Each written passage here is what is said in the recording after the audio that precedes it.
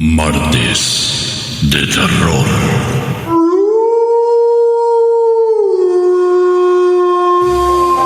Luxferre Audios presenta el sendero donde se cruzan el terror y el humor, el conocimiento y la literatura, un mundo lleno de criaturas tenebrosas que vagan por los cuentos. Bienvenidos a Martes de Terror.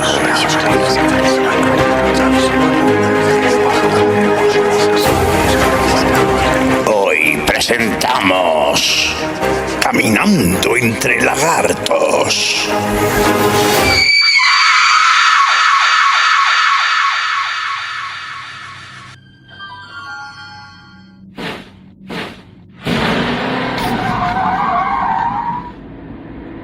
¡Vamos, corre, Tony! ¡Vamos! ¡Hay que ir tras ellos! Tranquilo, Trauma. Hago lo que puedo. ¡Maldita sea! ¡Me estáis poniendo el corazón en la garganta! ¿Quieres aflojar el acelerador de una vez? Ni puñetero caso, Tony. Tenemos que encontrar a Legión.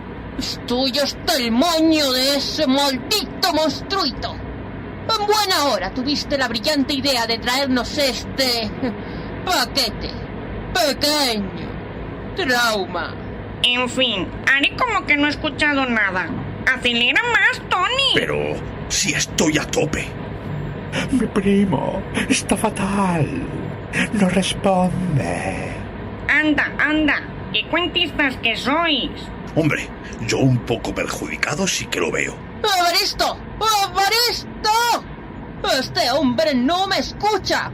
Parece que le ha dado un jamacuco. ¡Despierta de una vez! Señora, que no es necesaria tanta violencia. ¡Qué malito estoy! ¡Qué malito estoy! ¡Qué... Pero qué asco. Y qué peste. Y lo peor de todo, esos monstruos siguen colándose y no podemos hacer nada. A este paso, vamos a convertir esta ciudad, que ya es una jauría, en un zoológico. Ya os dije yo que mi primo no estaba bien. Se acabó. Hemos llegado. Pero ¿cómo que hemos llegado? Pero Tony, tienes que seguir acelerando. Se nos escapa Legión. ¿Y mi hijo? ¿Cuándo encontraremos a mi hijo? ¡Ah! Esto es insoportable.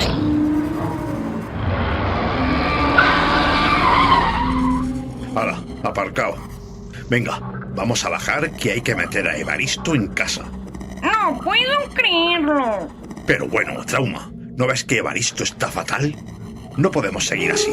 Hay que ayudarle. ¡Ay, socorro! ¡Ayuda! ¡Qué mareado estoy! ¡Qué mal me encuentro! ¡Anda, inútil! ¡Ayúdame a sujetar a Evaristo! Ya voy, ya voy. Tened cuidado. Esos reptiles gigantes están por todas partes. ¡Corred! ¡Corred! Está bien. Reconozco que Evaristo está un poco perjudicado. Le ayudaremos y en cuanto se espabile buscaremos a Legión. Pero que nadie se acuerda de mi hijo. Créame, señora, que por algo será. ¡Calle y corra! ¡Tony! ¡Abre la puerta de una vez! Ya voy.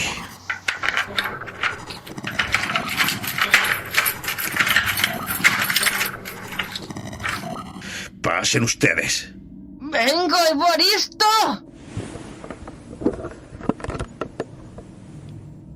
¡Oh, sí! Muy bien. Evaristo, a ver si así te espabilas. No sé yo, con la intoxicación que lleva encima. Bueno, tal vez yo pueda ayudarle. Tengo por aquí algún remedio. Pues ya podías haber llevado un botiquín de emergencia, viniendo de ti. Pequeño. Trauma. No tiene sentido. Bueno, no soy perfecto, solo un gato. ¡Ja, ja! Falsa modestia. ¡Ay, ay, ay, ay, ay! ¡Cuánto me duele! ¡Ay, mi tripa! ¡Ay, mi tripa! Venga, Trauma, date prisa y prepara el remedio ese. Ya voy, ya voy. Y mientras, estamos informados. Pero... ¿qué estás haciendo?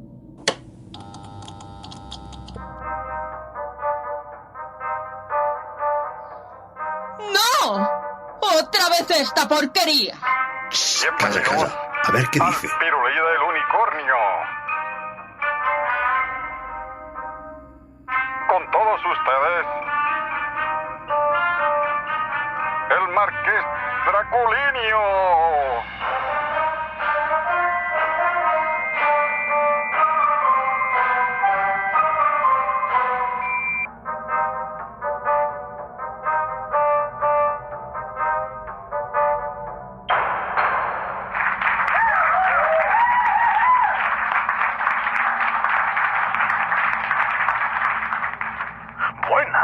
Buenas noches, estimado y queridísimo público.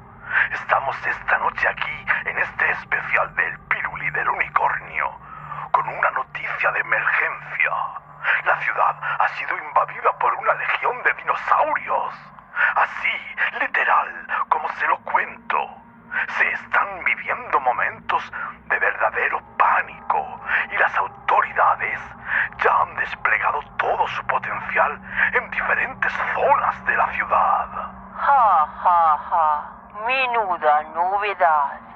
¿Pero qué dices, querida Mona? Es un verdadero estado de emergencia. Ni que fuera la primera vez que ocurre algo así en esta ciudad de mierda. Es verdad que a mí esto me suena de algo. En fin, el caso es que tenemos, como siempre, a nuestro enviado especial, Luis Ricardo Borriquero, dispuesto a informar de todas las novedades. Buenas noches, Luis Ricardo, estimado colaborador. Buenas noches, queridísimo Marqués Draculinio. Está visto que cualquier inútil tiene futuro. Observo que su señora tiene el mismo buen humor que siempre. Mujer difícil donde las haya. Sí, en fin, no hace falta que nos regodeemos más en este problema. La verdad, no me explico cómo os gusta ver a estos especímenes. Calla, mujer. A ver cómo está la cosa. Y cuéntenos, ¿cómo está la situación en pleno centro de la ciudad? Esto es un caos, un verdadero caos. Ustedes mismos pueden escucharlo. Ya vemos, se masca la tragedia. Y tanto. ¿Y cómo ha empezado todo? No lo sabemos muy bien, pero de repente estos lagartos gigantes han aparecido corriendo por toda la ciudad y destruyendo todo a su paso. ¿Y existe alguna teoría al respecto? Ninguna todavía. Pero como siempre ya sabe usted, querido y elegantísimo Marqués, que seguiremos informando. Pero, maldita sea, todo está empeorando. Los ataques se multiplican. ¡Oh no! ¡Oh no! Acabamos de perder la conexión con nuestro compañero. Vaya, deseamos de corazón que esté bien. Habla por ti. Qué desagradable que te pones a veces, querida Mona. No te reconozco. Yo tampoco. De lo contrario, no me habría casado contigo. Me alejo de que os haga tanta gracia. Así me gusta que os cocinéis en vuestra desgracia. Subnormales. Corten, pasemos a publicidad, pero no se vayan, que enseguida continuaremos con este boletín informativo. Menudo pircal. Sí, la que hemos liado. Todo esto no hubiera pasado si no hubiésemos salido corriendo detrás del monstruito. Siempre trayendo la desgracia. No hace falta que me lo restriegues cada 2 por 3, Lady. Te daré las gracias si te parece mejor. ¡Ay, mi tripa! ¡Mi tripa! ¡Qué mal me encuentro! Rápido, Trauma, dale eso. Ya voy. Venga, Evaristo, bebe esto que se te van a pasar todos los ardores. Mucho mejor que el bicarbonato del conejo ese. Si tú lo dices. Pues sí, lo digo yo. Tómatelo ya, que mientras tanto te hará efecto. Y si os parece que es un buen momento, ha llegado la hora de presentar el relato de esta noche. Pues sí es buen momento, sí. Claro. Continuamos con el ciclo dedicado al genial escritor Clark Ashton Smith. Y esta noche el relato que va a sonar se titula El escultor de gárgolas, perteneciente al ciclo de relatos de Averroes. Estos relatos están ambientados en una Francia medieval y en esta ocasión la ficción nos lleva tras un escultor acusado de nigromante. Este escultor crea 2 gárgolas para la catedral y ambas esculturas son realizadas con todo el odio del mundo. El escultor impregna en ellas sus más oscuros pensamientos, hasta el punto de que llegan a despertar para saciar sus instintos. Recordemos que este ciclo de relatos de Averroes están basados en la región histórica de Auvernia y que, aunque los sucesos acontecidos en los cuentos son ficticios, también tienen pozo en acontecimientos históricos reales.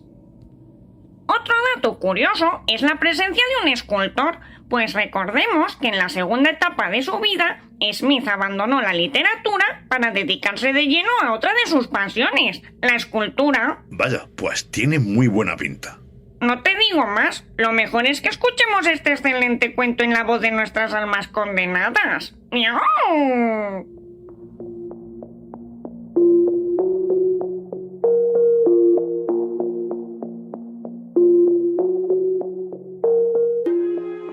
El escultor de gárgolas. Un relato de Clark Ashton Smith. En las voces de Tony López y Rafael Linden.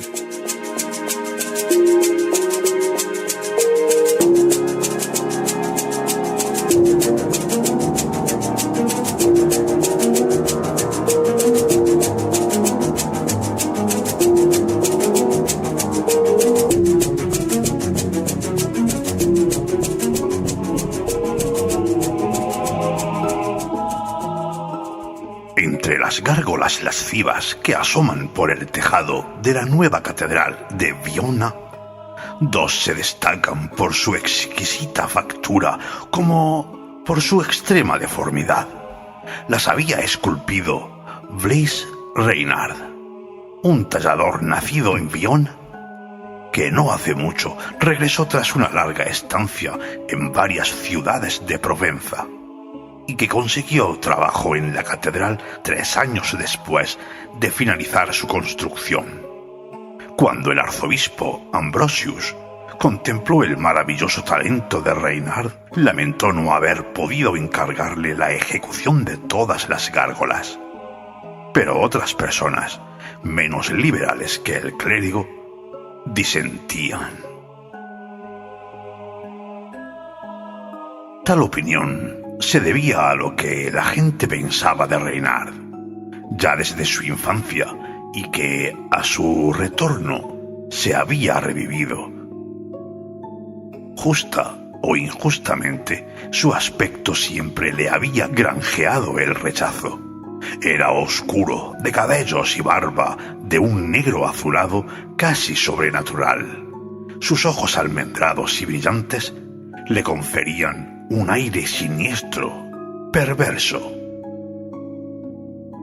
Los supersticiosos atribuían sus ademanes melancólicos y taciturnos a prácticas nigrománticas. Incluso se lo acusaba de haber hecho un pacto con Satanás.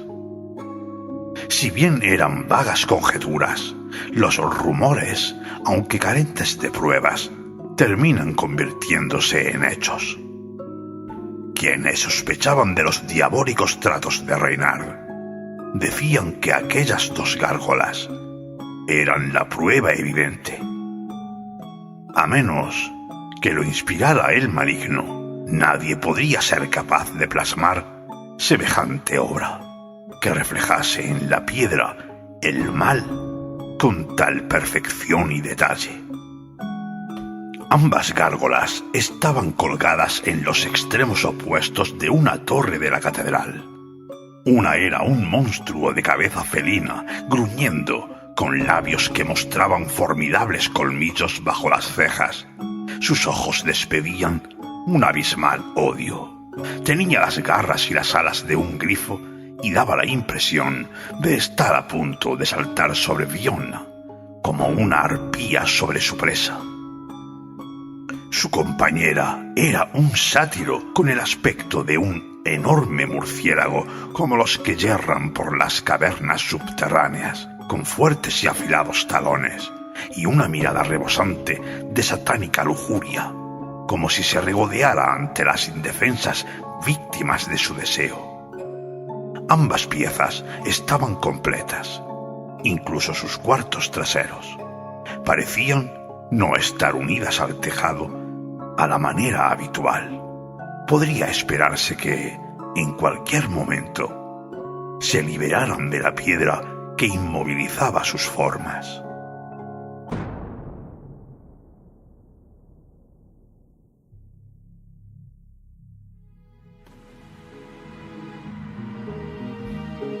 Ambrosius, amante del arte, las contemplaba con placer. Las consideraba obras maestras. Pero otros, entre los que había dignatarios eclesiásticos, se escandalizaron.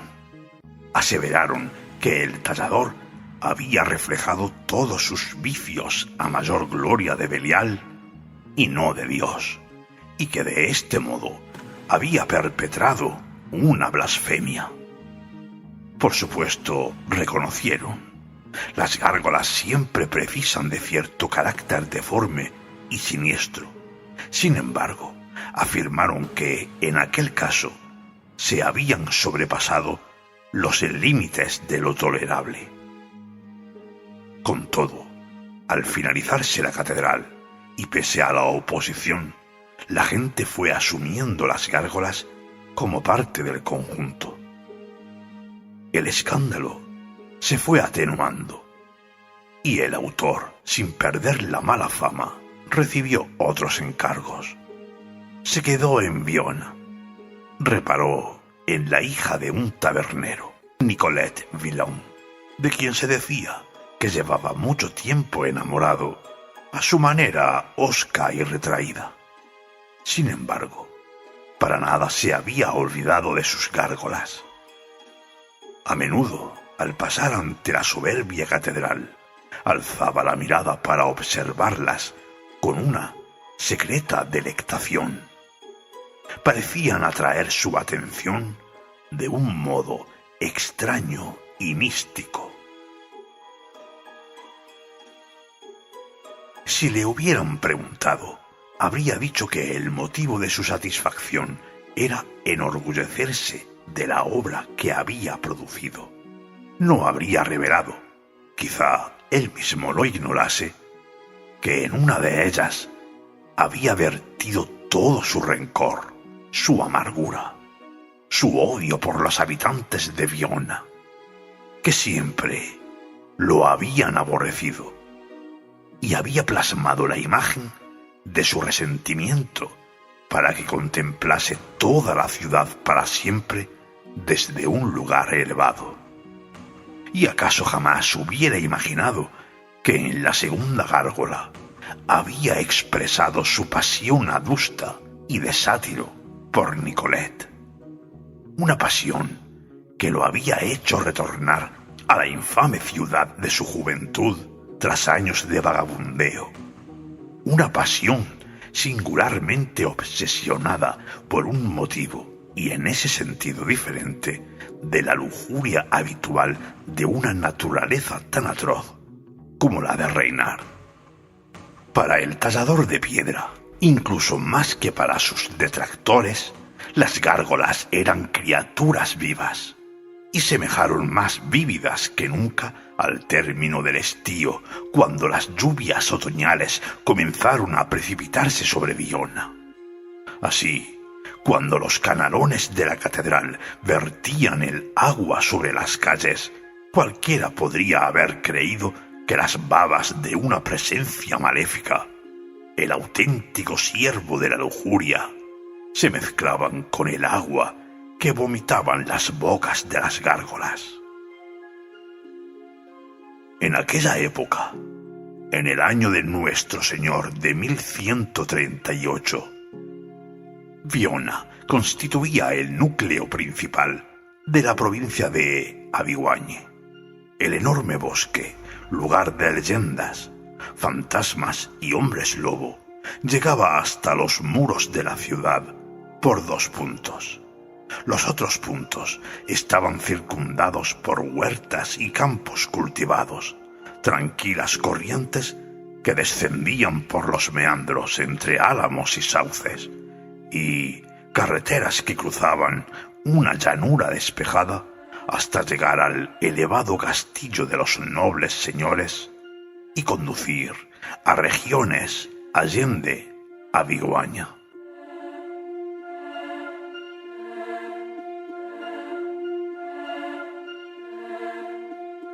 La ciudad vivía en la prosperidad, preservada de la mala fama de los bosques.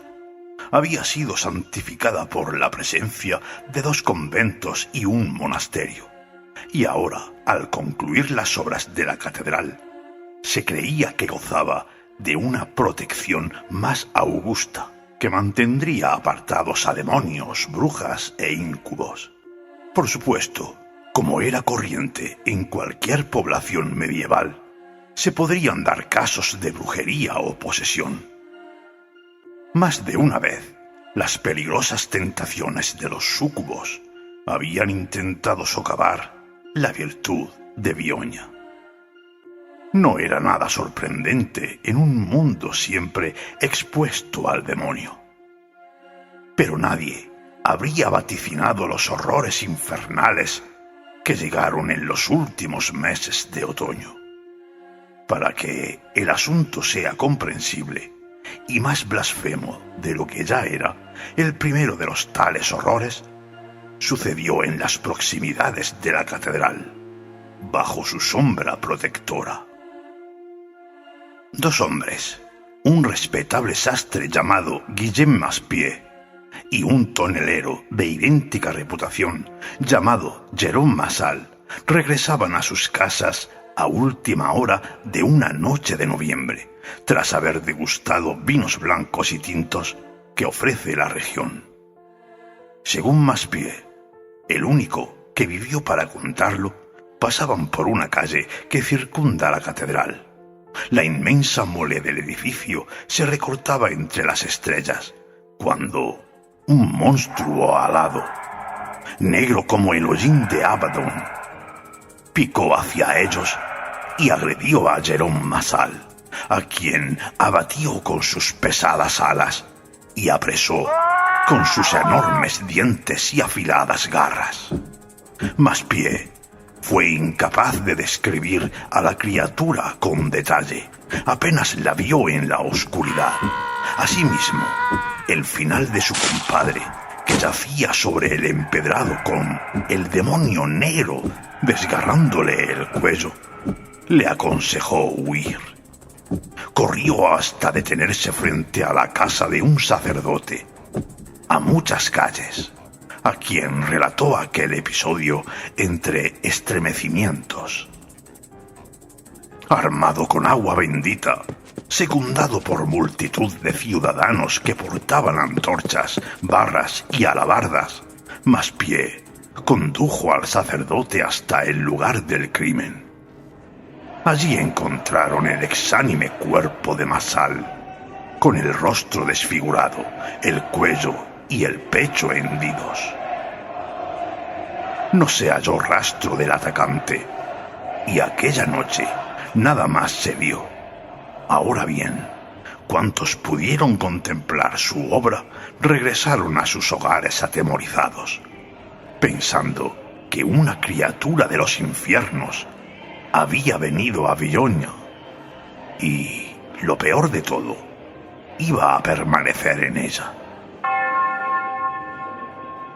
A la mañana siguiente, cuando la noticia se extendió, imperó la consternación.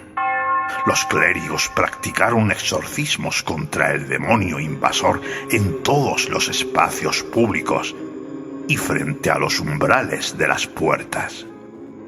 Sin embargo, La aspersión de agua bendita y los formulismos resultaron infructuosos. El espíritu del mal seguía imperando. Su malignidad quedó manifiesta una vez más la noche siguiente a la hórrida muerte de Jerome Massal.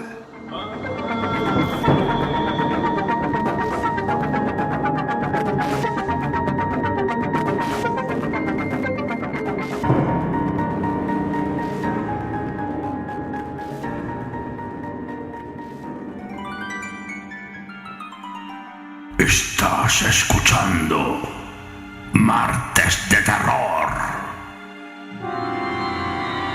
En Alma en Radio, Glam Stereo y Radio Trovador.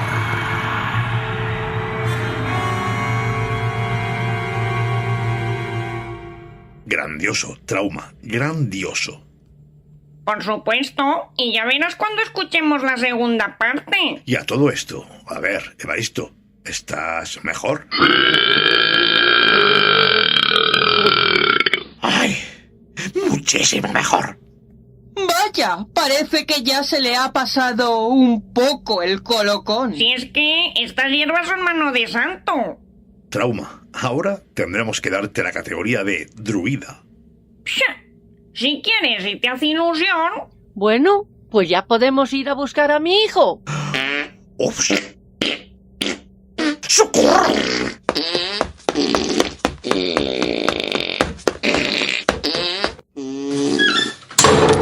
Vaya, pues parece que no está bien del todo. Tranquilos, que no cunda el pánico. Buscaré por aquí algo para la descomposición. Primo, no te preocupes, que yo te voy a cuidar. Y yo también, tranquilo. Para eso somos familia.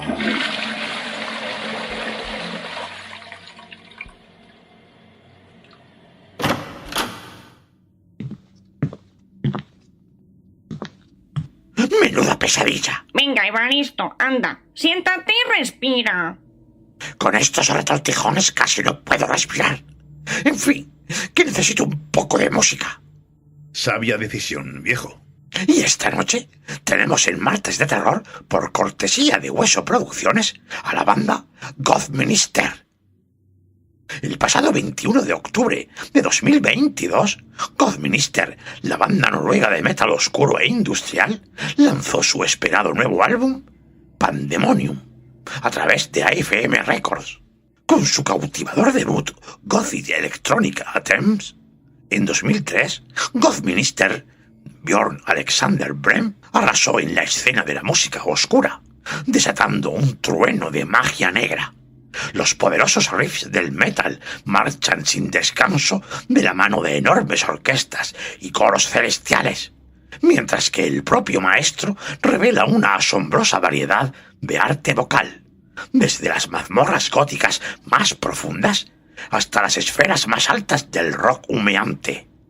Es la abrumadora combinación de atractivo y oscuridad, un emocionante oficio de componer dentro de la médula del gótico, el metal industrial y la electrónica, que se convirtió en la marca registrada de Gothminister desde entonces. Pandemonium nos lleva de vuelta a la nueva era gótica alrededor de 1880 a.C., donde encontramos la ciudad y el reino de Gothminister bajo el ataque de sus propios habitantes.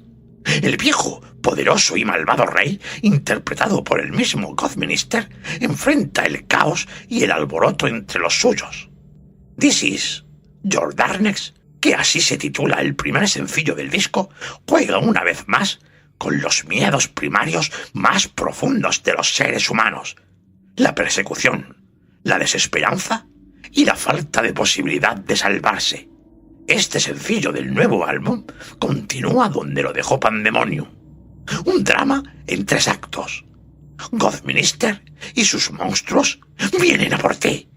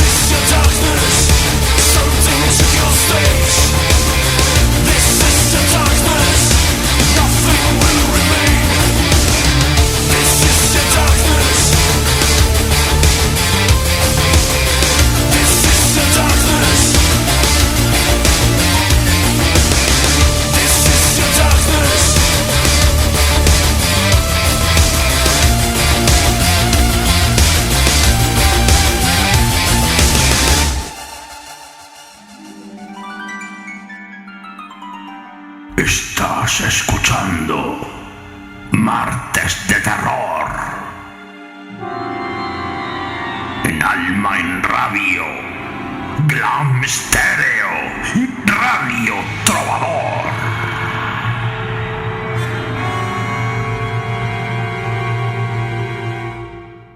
No importa que Evaristo esté triste, alegre, colocado o con descomposición.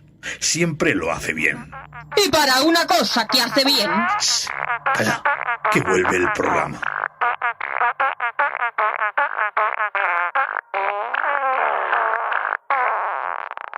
Vaya, parece que por fin hemos recuperado la conexión. Estábamos preocupados por nuestro reportero especial. ¿Estás ahí, compañero? Aquí estoy, querido Marqués Draculinio. La situación es extremadamente peligrosa. A la revolución de los lagartos hay que añadir los disturbios y la furia de la gente. Están destruyendo la ciudad. Pero menuda catástrofe. Es terrible. No se puede hacer nada más. Las autoridades están desplegando, como ve, todas sus fuerzas. No hay nada que hacer. ¡Ja, ja! ¡Cuánto dramatismo! Desde luego, querida Mona. No sé cómo puedes reírte en estos momentos tan terroríficos. Ya he llorado bastante estando casada contigo. ¡Qué desgracia la mía! ¡Qué desgracia! Es buen momento para hablar del divorcio. Pero, querida Mona, no, por favor, aquí no. Disculpen, sigo aquí. Sí, disculpen, perdonen. ¡Qué vergüenza, qué pena! Siga con su trabajo, siga, por favor. Me parece que necesitan ustedes una buena terapia. Pero, ¿cómo os gusta ver esto? ¿Acaso hay algo mejor que ver? Pues no, pero eso lo solucionamos rápido. Vamos a escuchar por fin la última parte del escultor de gárgolas, que sé que nuestro público se ha quedado con las ganas. Anda, Evaristo, mientras bébete esto. Ya voy.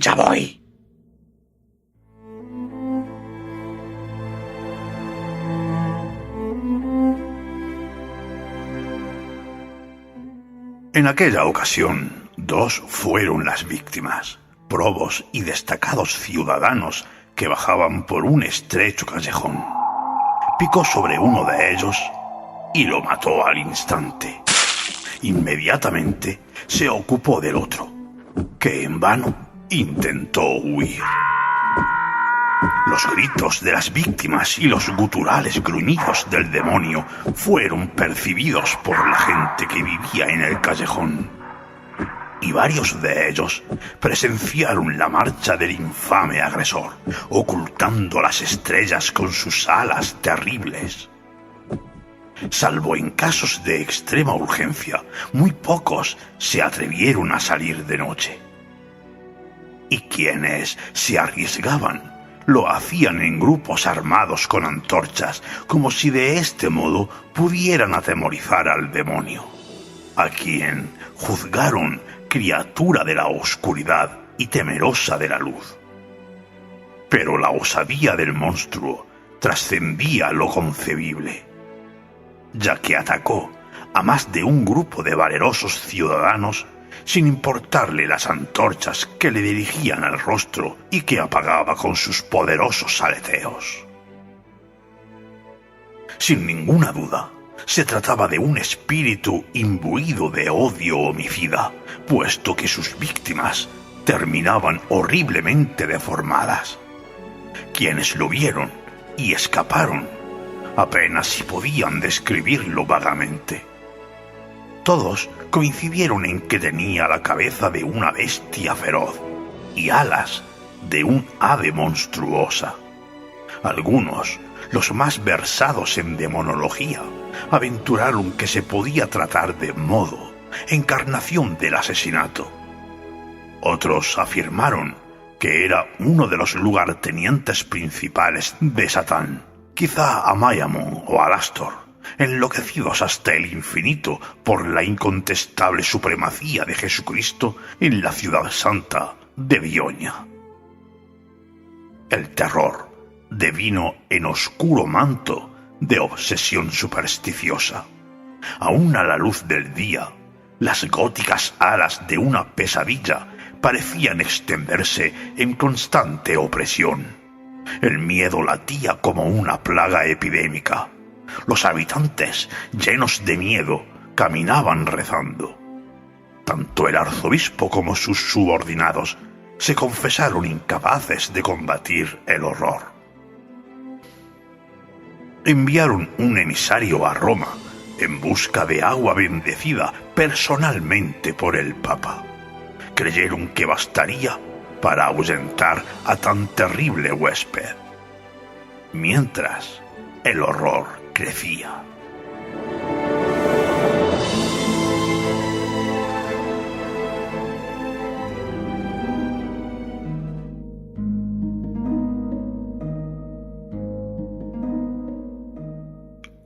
Una noche de noviembre, el abad del monasterio, que había ido a dar la extrema unción a un moribundo, fue emboscado por el engendro antes de cruzar el umbral de su morada. Fue muerto con la misma atrocidad.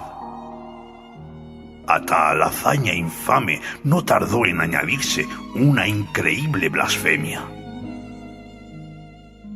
A la noche siguiente, mientras el cuerpo del abad yacía en un rico catafalco en la catedral, cuando se decían misas y ardían las velas, el demonio invadió la nave, apagó todas las velas con un solo movimiento de sus alas y arrastró al menos a 3 sacerdotes oficiantes a una impía muerte entre tinieblas. Todo el mundo pensaba que los poderes del mal estaban emprendiendo un formidable asalto para poner a prueba la fe cristiana de Bioña. En medio de aquel horror abyecto, el desorden extremo, el desaliento, tuvo lugar un deplorable estallido de homicidios, asesinatos, rapiñas y latrocinio, junto con clandestinas manifestaciones de satanismo y celebraciones de misas negras. Y entonces, en medio de aquella frenética confusión, comenzó a circular el rumor de que otro demonio deambulaba por Bioña, que al monstruo asesino lo acompañaba un espíritu más deforme y tenebroso, con intenciones lascivas y que solo hostigaba a mujeres. El ser había atemorizado a varias damas y doncellas hasta sumirlas en auténtica histeria al aparecer su rostro en las ventanas de los dormitorios. Asimismo, se había acercado con sigilo, lascivamente, con inequívocos sonidos, muecas y aleteos grotescos, a otros que osaron salir de sus casas y transitar por la noche. Sin embargo, pasaba algo extraño, ya que el honor de ninguna mujer fue realmente agraviado por aquel íncubo. Se acercó a mucha gente, aterrada ante su comportamiento repulsivo, pero sin tocar a nadie. A pesar de aquellos tiempos de terror, hubo quien se burló procazmente del singular celibato que guardaba el demonio, y se decía que en realidad buscaba en Bioña a alguien al cual aún no había encontrado.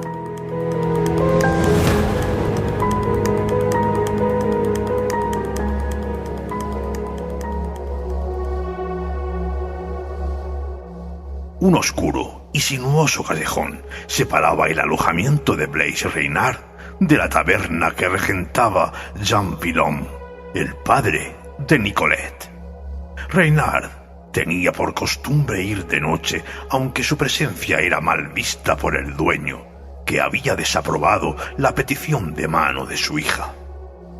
Toleraban su presencia porque siempre traía la bolsa llena y manifestaba una ilimitada capacidad para aguantar el vino. Siempre acudía temprano y permanecía en silencio, hora tras hora, contemplando con ardor a Nicolette. Pese al deseo de no perderlo como cliente, le temían a causa de su reputación de hechicero. Como todo el mundo en Viona, Reynard había acusado la sofocante carga de terror supersticioso durante aquellas noches, cuando el terrorífico rondador acechaba en la ciudad. Solo la urgencia de su deseo salvaje por Nicolette lo habrían hecho atravesar el callejón en medio de las tinieblas para entrar en la taberna y contemplar a la muchacha. Las noches otoñales habían ocultado la luna. La noche posterior a la profanación de la catedral, un nuevo cuarto creciente iluminaba los tejados cuando Reynard se dirigía a la taberna. Los rayos no llegaban hasta la parte baja de la estrecha callejuela. No pudo evitar estremecerse mientras aceleraba el paso entre sombras. Le daba la sensación de que en cada recodo, en cada esquina, unas alas cuajaban la oscuridad con su influjo, que en cualquier momento podrían aparecer unos ojos brillantes, encendidos. Ya al final del callejón, se percató con pánico de que una nube con la apariencia de alas cubría el cuarto creciente. Por fin llegó a la taberna. Había comenzado a intuir que algo invisible lo había seguido. Entró, cerró la puerta como si lo hubiera hecho ante las mismas narices de su terrible perseguidor. Aquella noche, la taberna contaba con pocos parroquianos. Nicolette servía vino al ayudante de un mercero, un tal Roald Coupin, joven, agradable. Tabernera y cliente se reían con una alegría que Reynard juzgó de un regocijo indecoroso. Jean Villon hablaba en susurros sobre los últimos acontecimientos y bebía tanto o más que sus clientes. Sintiendo unos celos crecientes a causa de la presencia de Roald Coupin, Reynard se sentó en silencio y observó con malignidad los flirteos de la pareja. Pareció como si nadie hubiese reparado en su llegada. Villon seguía hablando con sus compadres y Nicolette y su cliente seguían enfrascados en juegos. A la furia de sus celos, Reynard pronto añadió el resquemor de quien cree estar siendo ignorado deliberadamente. Para llamar la atención, comenzó a aporrear la mesa con sus poderosos puños. Villon, que había permanecido de espaldas, llamó a Nicolette y le indicó que atendiera a Reynard. Dedicando una última sonrisa a Coupin, la muchacha se acercó a la mesa del tallador. Menuda, de pecho generoso, con unos cabellos pelirrojos que descendían en abundantes bucles. Iba ataviada con un vestido verde que resaltaba las sensuales formas de caderas. Con Reynard se mostraba desdeñosa y fría, pues le disgustaba, evidencia que escondía más bien poco. Precisamente, aquella noche, Reynard la encontró más hermosa y deseable que nunca, y le asaltó un salvaje impulso de tomarla en sus brazos, de llevársela ante las narices de Roald Coupin y de su padre. Tráeme una jarra de la Freney, ordenó bruscamente en un tono que revelaba la mezcla de su resentimiento y deseo. Moviendo la cabeza a modo de burla, mirando de nuevo a Coupin, obedeció. Sin musitar palabra, depositó ante Reinar el fuerte tinto y regresó junto al ayudante de Mercero para reanudar sus devaneos amorosos. Reinar comenzó a beber. Lo único que hizo el vino fue inflamar su ofuscado deseo. La mirada se le tornó ponzoñosa, los labios se le torcieron, como los que había tallado en las gárgolas. Su interior se consumía en una furia siniestra, como la de un fauno taciturno. Procuró reprimir aquel fuego, permaneció inmóvil, salvo las frecuentes ocasiones en que se servía de la jarra. Roald Coupin también había ingerido una buena cantidad de vino. Por eso, su cortejo devino más atrevido e intentaba besar la mano de Nicolette, que ya se había sentado a su lado en el banco. Le sostenía la mano. Su propietaria, tras propinarle un enérgico pero suave bofetón, le dio permiso para proceder de un modo que Reynard consideró, cuando menos, libertino. Gruñendo, poseído por un ciego impulso de abalanzarse sobre su rival, se levantó y fue hacia la pareja. Uno de los contertulios, sentado en una esquina, adivinó sus intenciones y avisó al instante al tabernero. Este se alzó, tambaleándose un poco por el vino. Cruzó la estancia con cautela, listo para intervenir. Reynard se detuvo, presa de una momentánea vacilación, y prosiguió, obnubilado por un enorme odio hacia todos. Deseaba con toda su alma matar a Villon y a Coupin, terminar de una vez con los estúpidos parroquianos que lo observaban desde los rincones y, por último, por encima de sus cuerpos estrangulados, asaltar a besos y ahogar a caricias los carnosos labios y el cuerpo de Nicolette. Al ver cómo el escultor de gárgolas se acercaba, conociendo su mal carácter y sus celos, Coupin también se alzó y tentó, debajo de la capa, la empuñadura de su pequeña daga, mientras Jean Villon había interpuesto su corpachón entre los dos antagonistas. Deseaba evitar a toda costa cualquier disputa y preservar así la reputación de su local. «Vuelve a tu mesa, tallador», instó a Reynard con vehemencia. Desarmado y en inferioridad, Reynard se detuvo, pese a notar que la cólera bullía. Clavó sus ojos en los tres con intensidad asesina. Más allá del trío, observó, más por instinto que por deseo consciente, los paneles superiores de los ventanales. En sus cristales se reflejaba la trémula llama de las velas, las fulgentes copas, las cabezas de Coupin, Villon, Nicolette, así como su cara sombría entre ellos.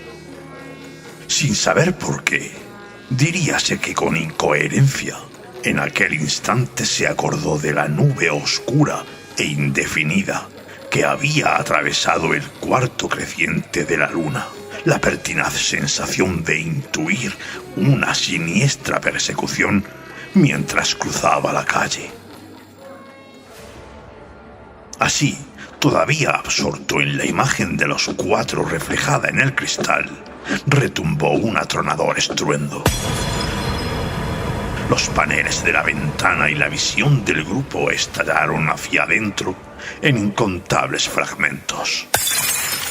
Antes de que uno solo de los cristales rotos hubiese rozado el suelo, penetró en la estancia una forma oscura y monstruosa, cuyo aleteo apagó las velas e hizo bailar las sombras como en un aquelarre.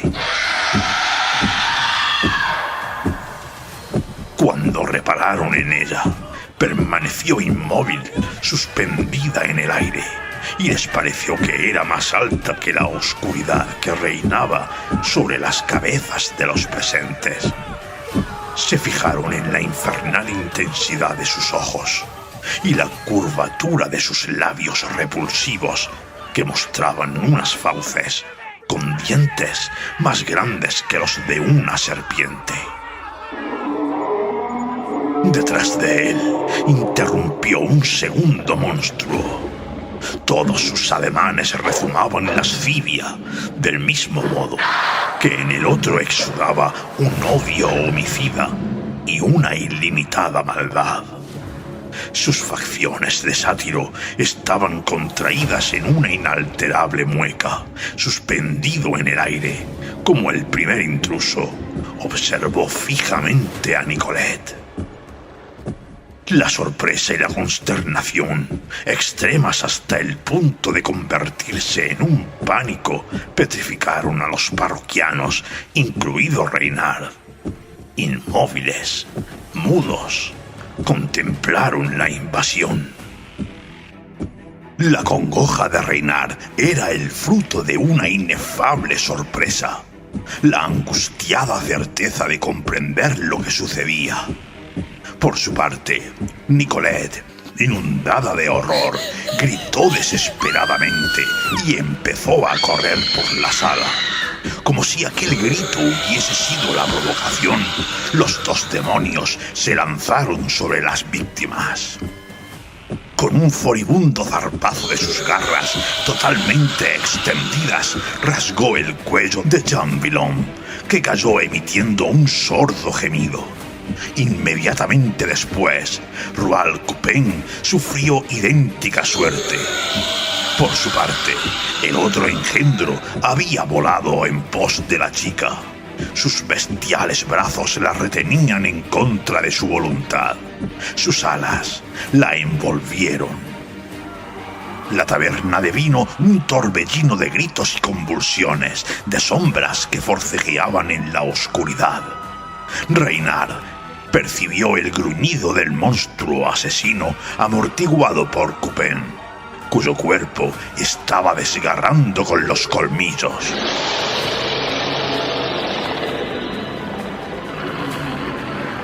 Y le llegó nítidamente la lúbrica risa del íncubo por encima de los histéricos gritos de Nicolette. Algo le propinó un violento golpe a Reynard, el mazazo de un objeto que se movía con rapidez, acaso un ala, duro y pesado como la piedra. Cayó al suelo inconsciente. Confusamente, con enormes esfuerzos, procuró volver en sí. Tardó un poco en recordar qué había pasado. Cuando abrió los ojos, le inquietó el punzante palpitar de las sienes, el revoloteo de voces exaltadas a su alrededor, el brillo de muchas luces, la acumulación masiva de rostros y, sobre todo, aquella sensación indefinida pero dolorosa, atenazada por el terror, que lo oprimió nada más recuperar la conciencia. La memoria retornó a él, con renuencia y retardo, y con ella el pleno conocimiento de lo que había pasado. Yacía sobre el suelo, su propia sangre le emanaba de una dolorosa herida en la cabeza y resbalaba por la cara. La sala estaba llena de gente que portaba antorchas, cuchillos y alabardas. Contemplaban los cuerpos sin vida, inundados de vino y sangre. Nicolette, con el vestido verde hecho jirones, como si todavía siguiera atrapada por los brazos del demonio, murmuraba quedamente mientras las mujeres la interpelaban con gritos inútiles y preguntas que ni oía ni comprendía. Los dos compadres de Villon, traspasados y desgarrados, estaban muertos junto a la mesa donde se habían sentado, ahora patas arriba. Estupefacto de horror, todavía aturdido por el golpe, Reynard se puso en pie, al instante rodeado de caras y voces inquisitivas. Algunos recelaban de él, único superviviente de la matanza y con sospechosa reputación. Sin embargo, sus respuestas convencieron a la gente de que aquel nuevo crimen solo podía ser obra de los engendros demoníacos. No obstante, omitió parte de lo que había visto, ni reveló los motivos que últimamente alimentaban su miedo. Guardaba aquello en lo más recóndito de su alma, atormentada. Consiguió salir, se abrió paso entre la multitud y se quedó transitando por las calles a medianoche, menoscabando el peligro, sin saber a dónde se dirigía. Erró por la ciudad durante horas. En algún momento, su deambular lo condujo hasta el taller donde trabajaba.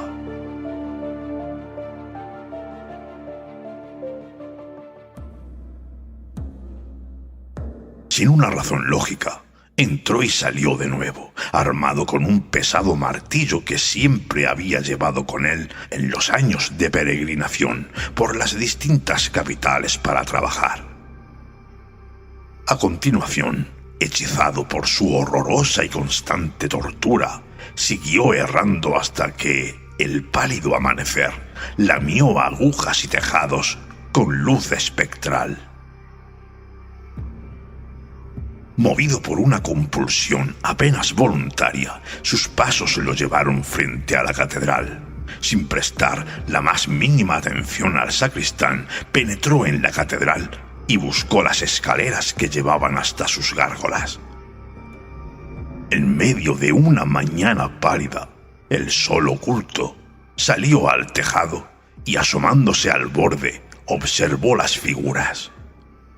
No se sorprendió en absoluto, sino que confirmó un terror demasiado brutal para ser nombrado, al reparar en que los dientes y las garras del grifo con cabeza felina y expresión diabólica estaban maculados de sangre ennegrecida, que de los talones del sátiro alado y lujurioso pendían, enganchados, jirones del vestido de Nicolette.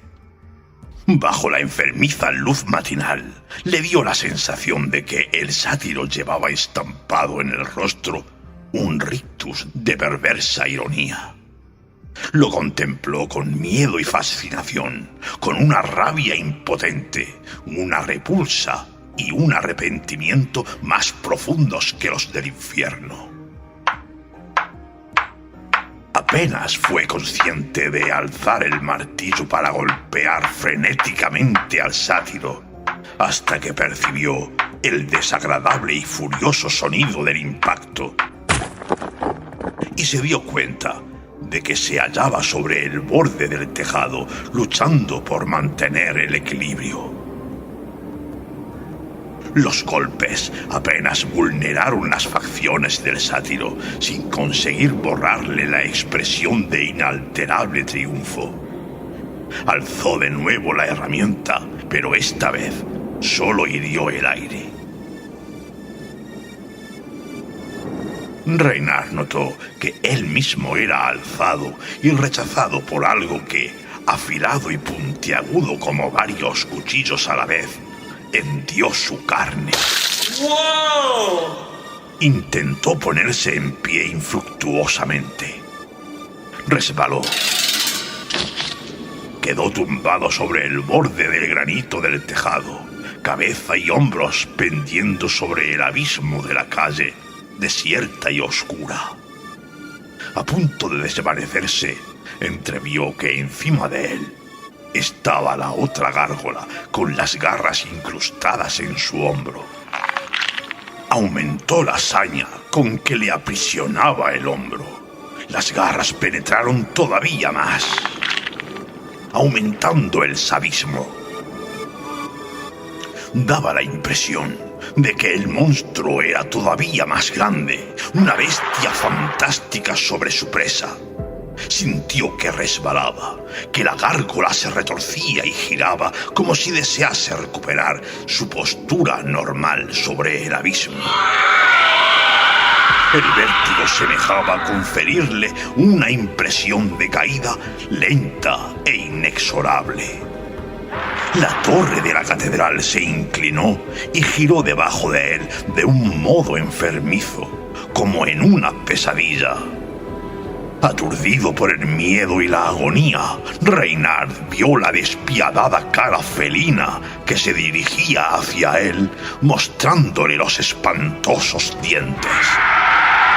Sin explicarse cómo, aún empuñaba el martillo.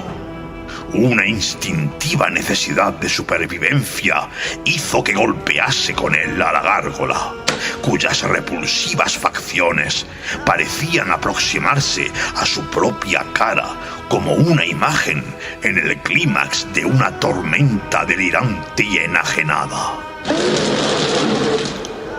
Pese a su resistencia, siguieron los movimientos compulsivos y las contorsiones. Los talones lo arrastraron hacia afuera. En aquella postura inverosímil, la eficacia de los golpes disminuyó. La cabeza de la herramienta caía con irrisoria fuerza sobre el antebrazo, cuyos corvos talones se le clavaban en el hombro cual ganchos de carnicería. El martilleo cesó con un agudo sonido quebrado. A medida que se precipitaba hacia el vacío, la gárgola se desvaneció de sus ojos. No vio nada más, salvo la oscura masa de la torre que parecía alejarse de él por los aires, elevarse con inaudita rapidez hacia un cielo sin estrellas en el que la luz del sol tardío apenas sí se notaba.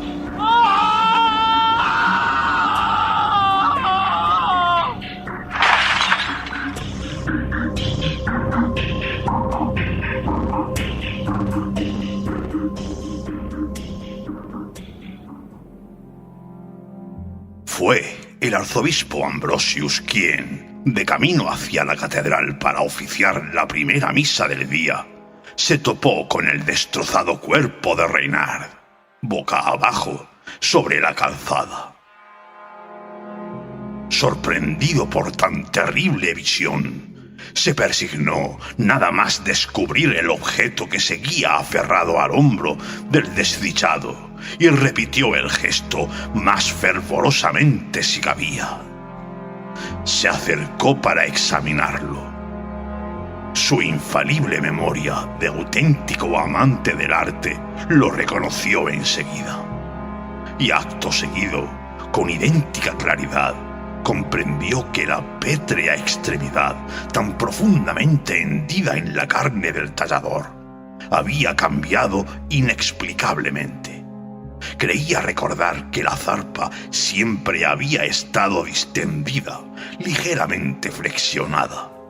Ahora estaba rígidamente extendida, alargada como la de un predador que hubiese cazado alguna cosa o arrastrado una pesada carga con sus brutales talones.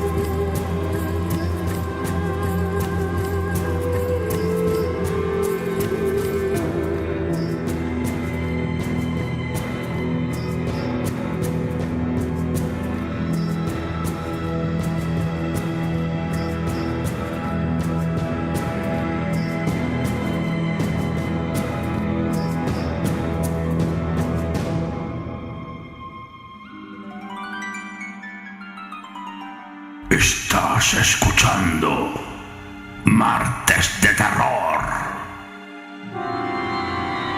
en Alma en Radio, Glam Stereo y Radio Trovador.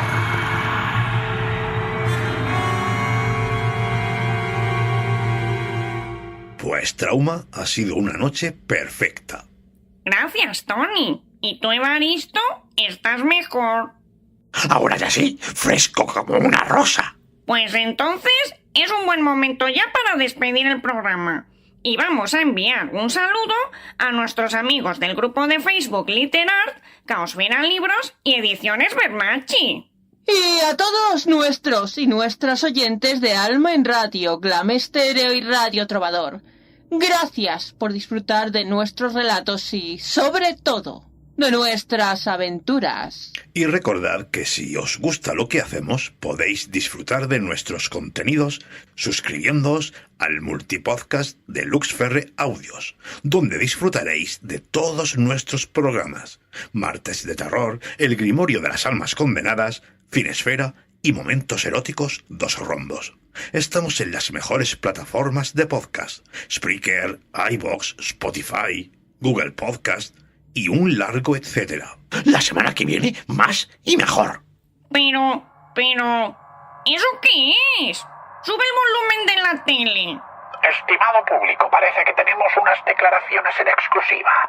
¿Qué deseas decir, pequeña? ¡El mundo será mío! ¡Arruinaré vuestra vida! Todos esos lagartos me pertenecen y obedecerán mis órdenes. Pero, esto es inusitado. ¿Pero qué dices, bonita? Legión, no puede ser. ¡Quita, piojoso! ¡Seremos los reyes del mundo!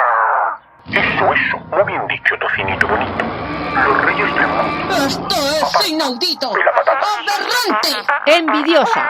Mi hijo sale por la tele. Es toda una estrella. ¿Y no será más bien que ha nacido estrellado?